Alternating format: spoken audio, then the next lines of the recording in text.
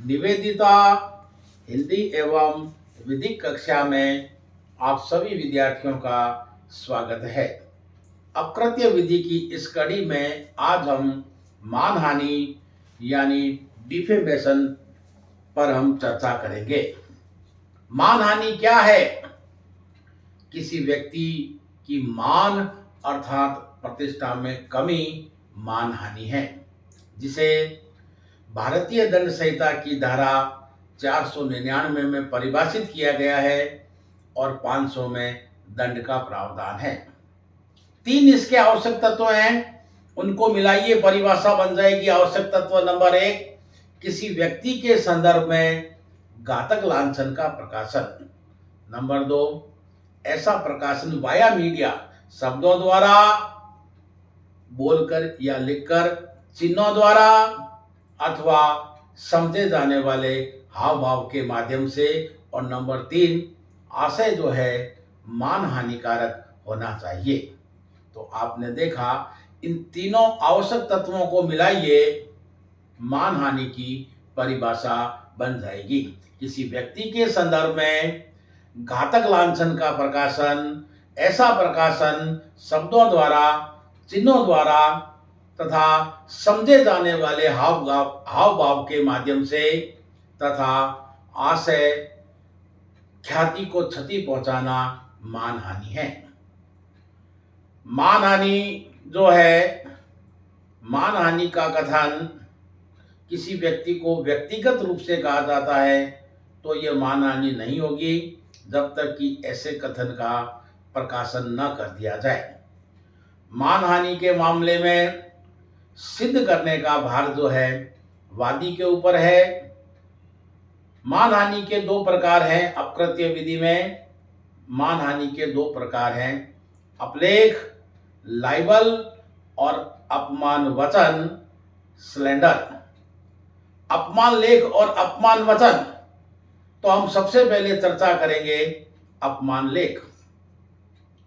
यह किसी व्यक्ति विशेष के लिए मान हानिकारक स्थायी स्वरूप में असत्य कथन होता है, जैसे टाइप किया हुआ, छपा हुआ चित्र, फोटो, सिनेमा, फिल्म, कार्टून, पुतला, किसी के दरवाजे पर कुछ लिखकर चिपकाना अपमान लेख है। लाइबल के मामले में वादी जो है 6 बातें सिद्ध करेगा। नंबर 1, कथन असत्य था। दूसरे शब्दों में सत्य कथन मानहानि नहीं है, कथन असत्य था, फॉल्स स्टेटमेंट। तथा नंबर 2, कथन परमानेंट फॉर्म में था, स्थायी स्वरूप में था। एक लांछन तभी मानहानि की कोटि में आता है जब किसी व्यक्ति को दूसरों की नजर में नीचा गिराए। ध्यान से समझना, परमानेंट फॉर्म में था। कोई सीडी है, कोई चित्र है, कोई पुतला है, कोई मैसेज है, कोई व्हाट्सएप मैसेज है, यूट्यूब पर कोई फिल्म है, यूट्यूब पर कोई मैसेज है, इंस्टाग्राम है, टाइप किया हुआ, छपा हुआ चित्र, फोटो, किसी के दरवाजे पर कुछ लिखकर चिपकाना परमानेंट फॉर्म में था। नंबर 2, वादी यह सिद्ध करेगा कि उसके ऊपर जो लांछन लगाया गया है वह परमानेंट था, स्थायी स्वरूप का था। तथा नंबर 3, मान हानिकारक था। एक लांछन कब मान हानिकारक माना जाता है? जब दूसरों की नजर में नीचा गिराए। जैसे किसी महिला के बारे में झूठा लांछन लगाना कि जहां जाती है वहीं उसके आशिक है, कथन मान हानिकारक है। एक लांछन, एक ऐसा कथन जो लांछन के रूप में है, निम्न 4 परिस्थितियों में मान हानिकारक माना जाएगा। नैतिक या बौद्धिक चरित्र को प्रभावित करता हो, डॉक्टर को यमराज कहना, वकील को मूर्ख कहना मानहानि है। जाति या संबोधन को प्रभावित करता हो। इसी प्रकार से नंबर 3, व्यक्ति की क्रेडिट साख को प्रभावित करने वाला हो।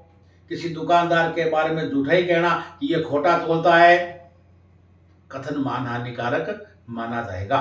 तथा नंबर 4, लोगों में ऐसा कथन या विश्वास पैदा करता हो, ऐसा कथन जो ये लोगों में ये विश्वास करता हो कि फला व्यक्ति का शरीर जो है गणित दशा में है, हंसी मजाक का पात्र बन रहा है, शरीर की रचना या प्रकृति के बारे में इस प्रकार का कमेंट करना जिससे कि वह दूसरों की नजर में नीचा गिरे, घृणा या हंसी मजाक का पात्र बने कि फलाना आदमी तो इंजड़ा है, फलाना आदमी कोढ़िया है, फलाना आदमी को एड्स की बीमारी है, फलाना आदमी बात बात में हेलो ब्रदर की तरह तोपे छोड़ता है। तो आपने देखा कथन मान हानिकारक था। एक कथन कब मान हानिकारक माना जाएगा? जब दूसरों की नजर में नीचा गिरा दे। किसी महिला के बारे में इतना ही कहना पर्याप्त है कि उसके साथ में बलात्कार हुआ है, कथन मान हानिकारक माना जाएगा। निम्न 4 परिस्थितियों में एक कथन या लांछन जो है मान हानिकारक माना जाएगा। बौद्धिक या नैतिक चरित्र पर आक्षेप लगाया है, इसी प्रकार से जाति पर अथवा संबोधन कारक जो है लांछन लगाया गया है, व्यक्ति की क्रेडिट को प्रभावित करने वाला लांछन लगाया गया है, या किसी व्यक्ति पर इस प्रकार का आरोप या लांछन लगाया गया है जिससे शरीर की रचना या प्रकृति के बारे में इस प्रकार का आक्षेप है कि वह दूसरों की नजर में नीचा गिरे।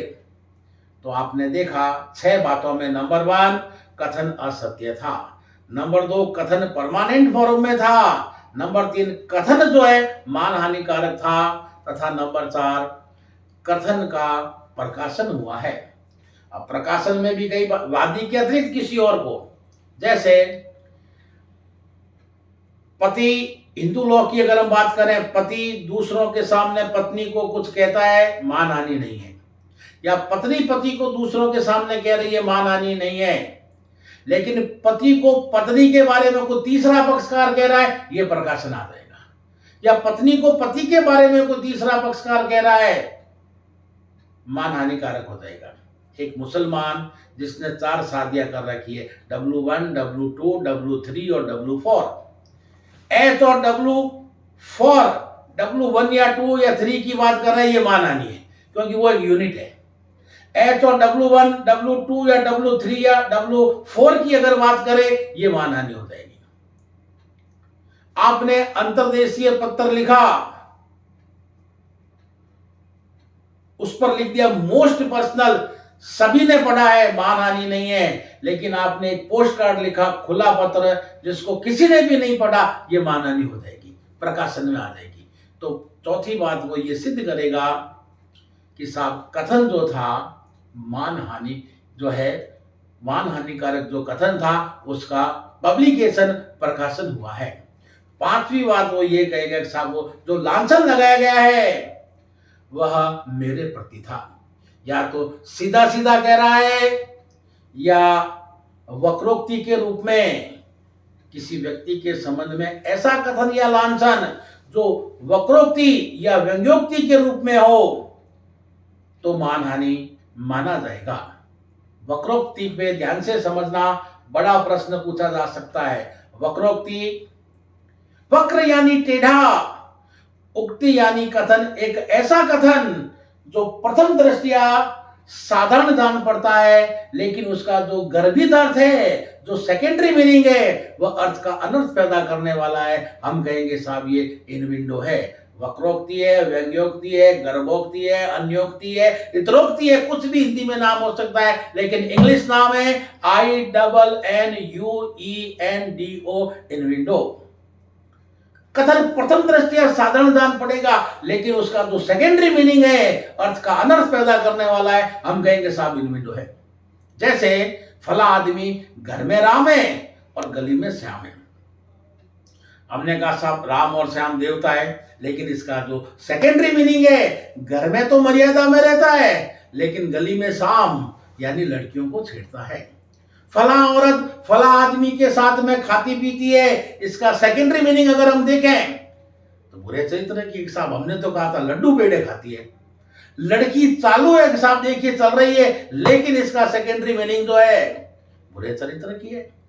कथन प्रथम दृष्टया साधारण जान पड़ता है, लेकिन उसका जो सेकेंडरी अर्थ है वह अर्थ का अनर्थ पैदा करने वाला होता है। हम कहेंगे साहब वक्रोक्ति है, इनविंडो है। कुछ ट्रेंड सेटर केस पर हम चर्चा करेंगे, क्योंकि मानहानि की परिभाषा के साथ सीधा इनविंडो पूछ सकता है आपसे, तो ध्यान से सुनना। 4 ट्रेंड सेटर केस है। मॉरिसन बनाम रिट्जी, सामाजिक कार्यकर्ती वाला मामला। मॉरिसन बनाम रिट्जी के मामले में अखबार में खबर छपी कि मॉरिसन बहुत भली औरत है, समाज सेविका है। 2 महीने पहले इसकी शादी हुई है और इन्होंने 2 पुत्र रत्न को जन्म दिया है। अब आप देखना, भली औरत है, समाज सेविका है, गर्भकाल की अवधि 9 महीने और उसने 2 महीने पहले शादी और 2 पुत्र रत्न को जन्म दे दिया। मामला मान हानिकारक माना गया और हर्जाना दिलवाया गया। केसीडी वर्सेस डेली मिरर, गुड़दौड़ विजेता वाला मामला के मामले में अखबार में 2 फोटो साथ साथ छपे। मिस्टर एक्स जो कि घुड़दौड़ विजेता है, खबर खत्म। उसी के पास में तत्कालीन हीरोइन, उसका फोटो लगा, और ये मिस्टर वाई है जिनकी सगाई की घोषणा हो चुकी है। अखबार वालों ने 2 खबरों को साथ साथ जोड़ दिया। जैसे आपने पत्रिका में पिछले कुछ वर्षों में एक न्यूज आई थी, मनरेगा को मनरेगा, तो अखबार वाले क्या करते हैं कि खबर को रोचक बनाने के लिए 2 खबरों को साथ साथ जोड़ देते हैं। जैसे मिस्टर एक्स जो कि घुड़दौड़ विजेता है और ये मिस्टर वाई है जिनकी सगाई की घोषणा हो चुकी है।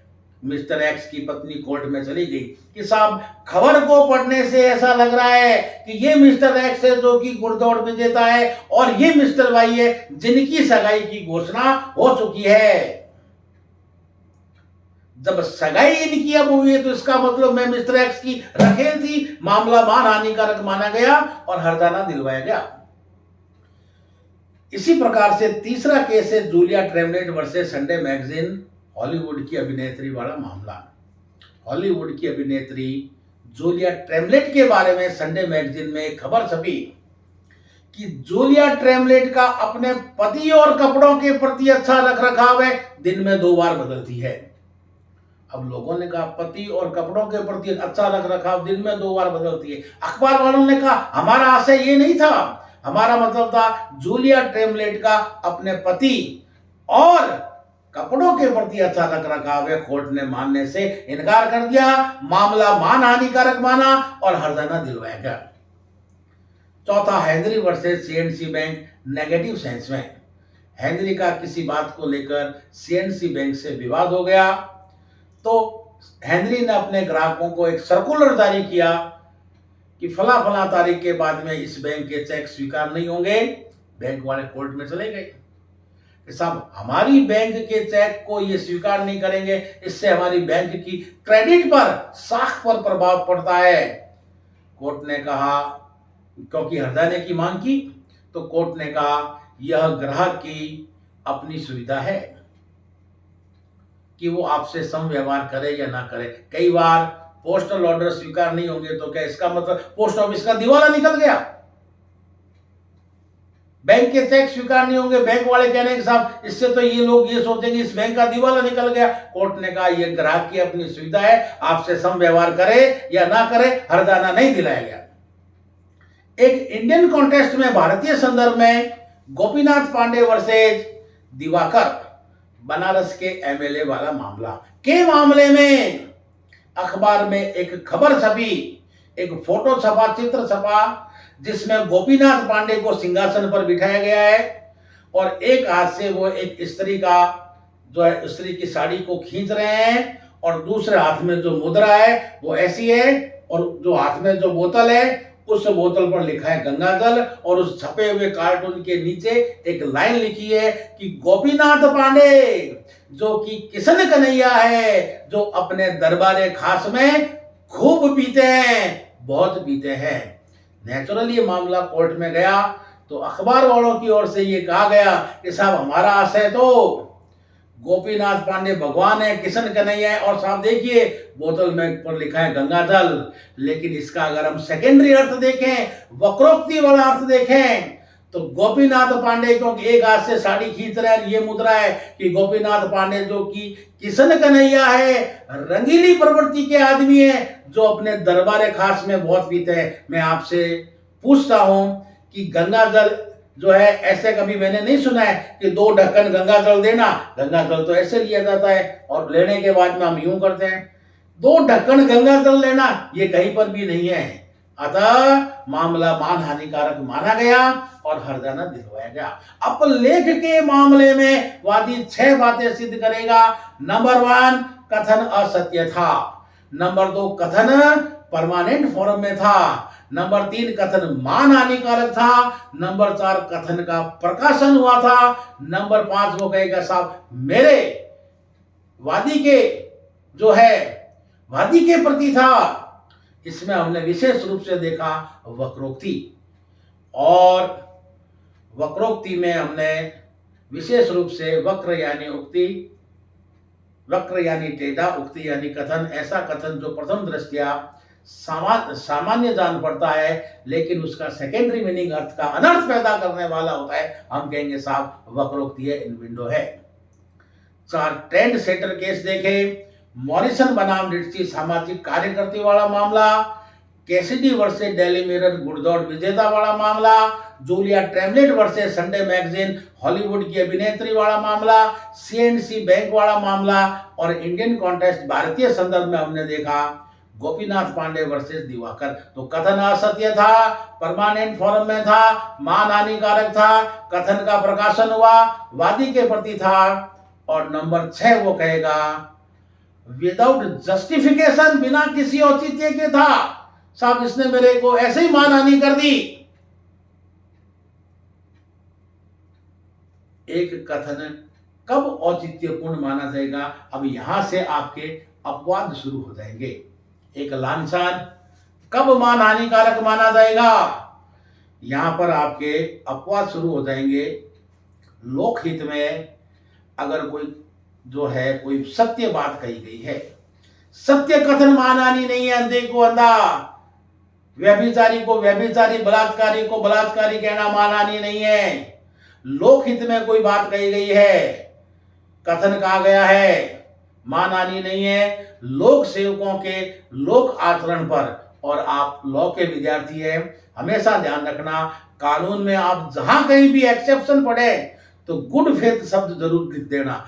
गुड फेथ का मतलब है विद केयर एंड कॉशन, सावधानी और सतर्कता बरतते हुए लोक सेवकों के लोक आचरण पर अगर कोई कथन कहा गया, लांछन लगाया गया है, मान हानिकारक नहीं है। लेकिन अगर लोक सेवक के निजी आचरण पर लांछन लगा दिया तब मान हानिकारक हो जाएगा।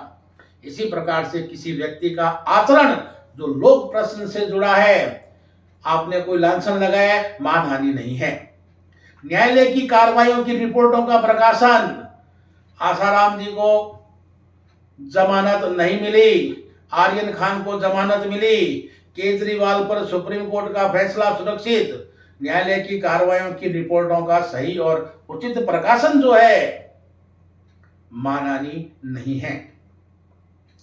न्यायिक निर्णयों की उचित आलोचना, ए.के. गोपालन के मामले में procedure established by law, supreme court कह रहा है कि विधि द्वारा स्थापित प्रक्रिया वही होगी जो विधानमंडल दे रहा है, चाहे खरी है चाहे खोटी है, हम तो उसको लागू करेंगे।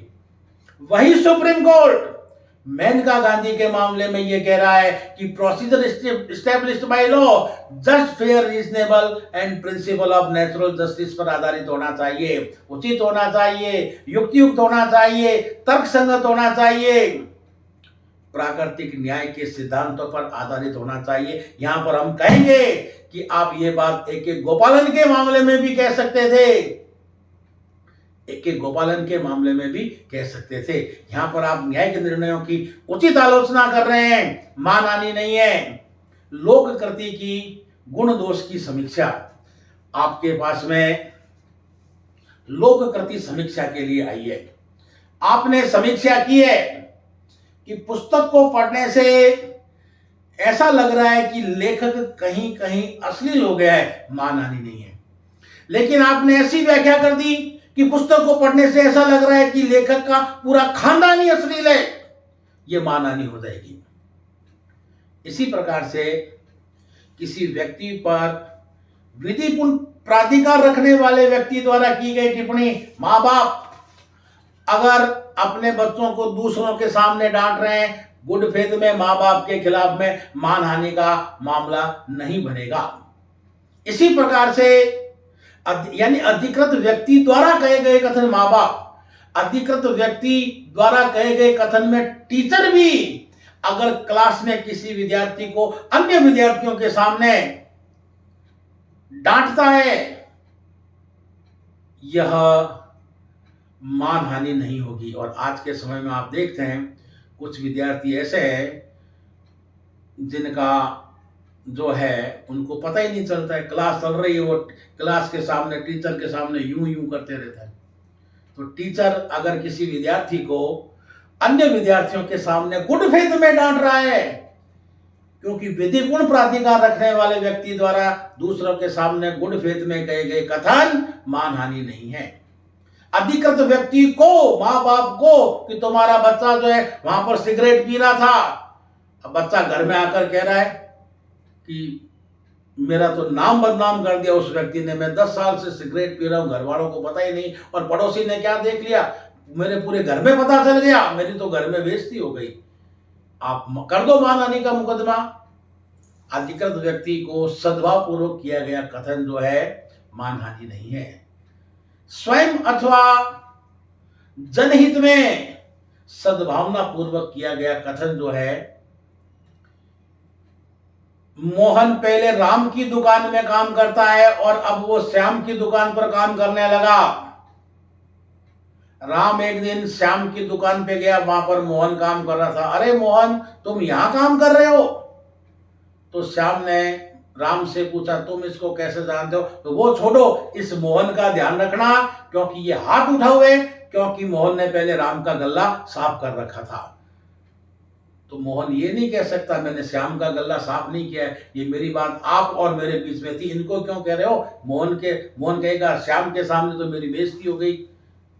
बचाव मिलेगा। जहां स्वयं और जनहित में संरक्षण में सद्भावना से किया गया कथन मानहानि नहीं है। इस अपवाद में वकील, साक्षी, पक्षकार, न्यायाधीश, क्लब कमेटी आदि आदि को संरक्षण प्रदान किया गया है, तथा किसी हितबद्ध व्यक्ति अथवा जनहित में किसी के बारे में की गई चेतावनी मानहानिकारक नहीं है। रेलवे स्टेशन पर लगा रहता है, इनसे सावधान, इनसे सावधान। तो जिनके जेब कतरों से सावधान जो फोटो लगाया है, वो ये नहीं कह सकता कि जिन जिन की मैंने जेबें कतरी है उनके या उनके परिवार वालों को मेरा चेहरा दिखाओ, आने वाले सभी यात्रियों को हमारा चेहरा क्यों दिखा रहे हो, हमारी बेइज्जती हो रही है, ये नहीं कह सकते। मानहानि नहीं है। इसी प्रकार से अपोलोजी, क्षमा याचना। क्षमा याचना, किसी अखबार में मानहानिकारक लेख छपा, अगले दिन उसी जगह जहां लेख छपा था वहां अगर क्षमा याचना आ गई है तो ये मानहानि नहीं है। तथा जहां वैश्वासिक संबंध है, गुड फेथ में कही गई बातें, पति पत्नी को, पत्नी पति को, डॉक्टर किसी अन्य मरीज के सामने किसी मरीज को, वकील साहब अपने क्लाइंट को अन्य क्लाइंट के सामने गुड फेथ में अगर कुछ कह रहे हैं तो वह मानहानि नहीं है। निष्कर्ष के तौर पर हम ये कह सकते हैं कि मानहानि के 3 मुख्य तत्व हैं: व्यक्ति, उसकी ख्याति और उसकी ख्याति में कमी। सारांश रूप में हम ये कह सकते हैं कि किसी व्यक्ति के संदर्भ में घातक लांछन का प्रकाशन ही मानहानि है। मानहानि के लिए 2 वर्ष का साधारण कारावास या जुर्माना या दोनों सजाएं भी दी जा सकती है। धन्यवाद। जय भारत, जय हिंद, इतना ही कहना चाहूँगा। इस चैनल को लाइक और सब्सक्राइब करके और अच्छे वीडियो प्राप्त करें। धन्यवाद।